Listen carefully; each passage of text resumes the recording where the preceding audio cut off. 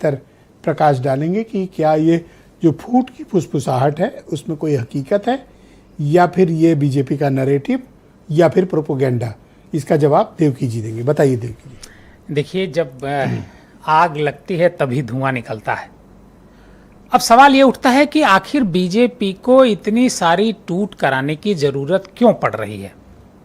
बगैर बीजेपी के इशारे के तो टूट हो नहीं रही है, चाहे वो टीएमसी में हुई, चाहे शिवसेना में हुई या समाजवादी पार्टी में होगी। दरअसल आपको ध्यान होगा कि जो पिछला सत्र था उसमें महिलाओं का डिलिमिटेशन का बिल आया था, वो बिल गिर गया था। क्यों? क्योंकि संविधान संशोधन लायक उनके पास, भारतीय जनता पार्टी के पास बहुमत नहीं था जी। इसके लिए 362 एमपी होने चाहिए संसद में, तो संविधान संशोधन विधेयक पास हो जाएगा। अगर 25 सांसदों की टूट होती है समाजवादी पार्टी से तो 350 का आंकड़ा पहुंच जाएगा। 324 सांसद आज की तारीख में हो चुके हैं भारतीय जनता पार्टी और उसके सहयोगी दलों के। अगर वो 25 लोग टूटते हैं तो करीब करीब 50 हो जाएगा और फिर 12-13 सांसदों को जुटाना बहुत आसान होगा। और मैं आपको बता रहा हूं, इसी ये जो सत्र होगा जुलाई में, जिसे मानसून सत्र कहते हैं, इसी मानसून सत्र में डिलिमिटेशन का जो बिल पास नहीं हो पाया था, इसी जनसंख्या के आधार पर वो लाया जाएगा और वो डिलिमिटेशन बिल पास कराया जाएगा। बीजेपी कोई काम अनायास नहीं करती है। बीजेपी के बारे में जो कहा जाता है कि बीजेपी चुनाव के मोड में हमेशा रहती है, यह बात पूरी तरीके से सही है, गलत है। मैं ये बात नहीं कहता हूं कि समाजवादी पार्टी के नीचे के नेताओं को नहीं पता होगा, लेकिन अखिलेश यादव जी को यह बेहतर पता होगा कि अगर टूट होती है तो क्यों होने जा रही है।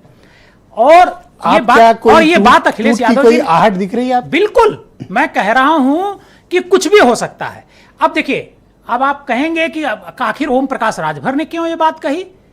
टीएमसी 1 महीने बाद टूटी, सरकार बनने के 1 महीने बाद टूटी। वहां किसने इसकी सुगबुगाहट पैदा की? मीडिया ने, क्योंकि वहां कोई टीएमसी के अगेंस्ट या टीएमसी के साथ ऐसा कोई नेता नहीं था जिससे सुगबुगाहट पैदा की जाए।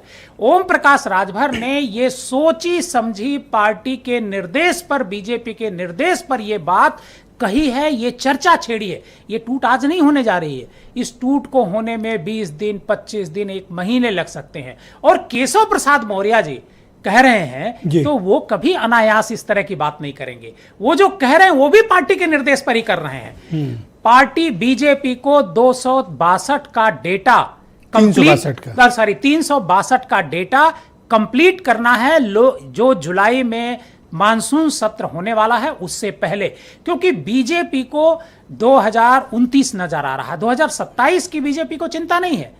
एक तो इससे मैसेज जाएगा कि समाजवादी पार्टी जो सत्ता की दावेदार थी वो टूट गई, इस पर डेमोरलाइज होगी समाजवादी पार्टी, उसका फायदा बीजेपी को यहां मिलेगा और 2029 के लिए जमीन तैयार होगी। देखिए, जो साउथ तो आपका कहने का तात्पर्य है कि विधानसभा के चुनाव के पहले समाजवादी पार्टी में टूट हो सकती है। विधानसभा चुनाव तो बहुत दूर है अभी। और मैं कह रहा हूं कि ये जो सत्र आने वाला है, मानसून सत्र, उससे पहले ही ये टूट हो सकती है, क्योंकि मानसून सत्र में ही डिलिमिटेशन का बिल लाया जाएगा। अगर डिलिमिटेशन का बिल इस मानसून सत्र में नहीं पास होगा तो 2029 तक वो लागू नहीं हो पाएगा। ओके, इस वजह से ये सारी योजना, अंतिम मौका है, ये अंतिम मौका है बीजेपी के लिए। और बीजेपी इसी वजह से ये टूट कर रही है। क्या बीजेपी की सरकार एकदम क्लियर कट चल रही है, उसको क्या जरूरत है समाजवादी पार्टी के 25 सांसदों की?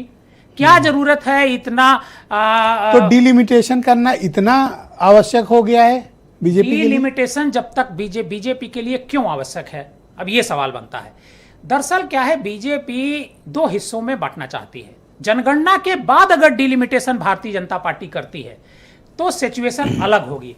2000 जो पिछली जनगणना हुई थी 2011 की, अगर उस जनगणना के आधार पर करती है तो डिलिमिटेशन में भारतीय जनता पार्टी को बहुत फायदा होगा, क्योंकि जो हिंदी भाषी इलाके हैं वहां सीटें बढ़ जाएंगी। जैसे उत्तर प्रदेश है, इसमें 80 से 120 सीट हो जाएगी, लेकिन साउथ में चूंकि पॉपुलेशन कम है, इस वजह से वहां के सांसदों की संख्या कम हो जाएगी। भारतीय जनता पार्टी अगले 20 साल तक सत्ता में रहने का ये इंतजाम कर रही है डिलिमिटेशन के जरिए। ये बात पार्टियां, और मानसून सत्र के पहले ऐसा होगा? बिल्कुल होगा। आपको पूरी संभावना है? पूरी संभावना है कि मानसून के सत्र के पहले हो सकता है। देखिए, अगर यहां समाजवादी पार्टी में टूट नहीं हो पाई तो भी बीजेपी कुछ न कुछ करेगी।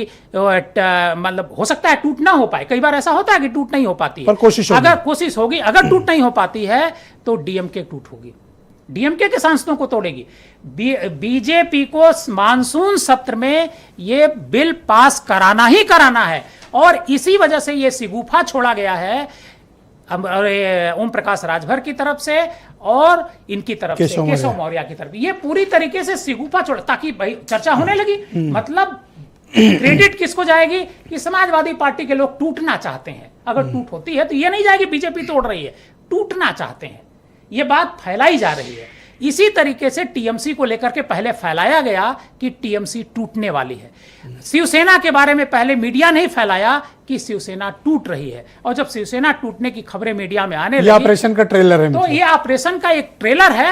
यह ऑपरेशन कंप्लीट जरूर होगा, क्योंकि बीजेपी को 363 का जो 62-63 का जो डेटा है वो कंप्लीट करना है इस मानसून सत्र से पहले।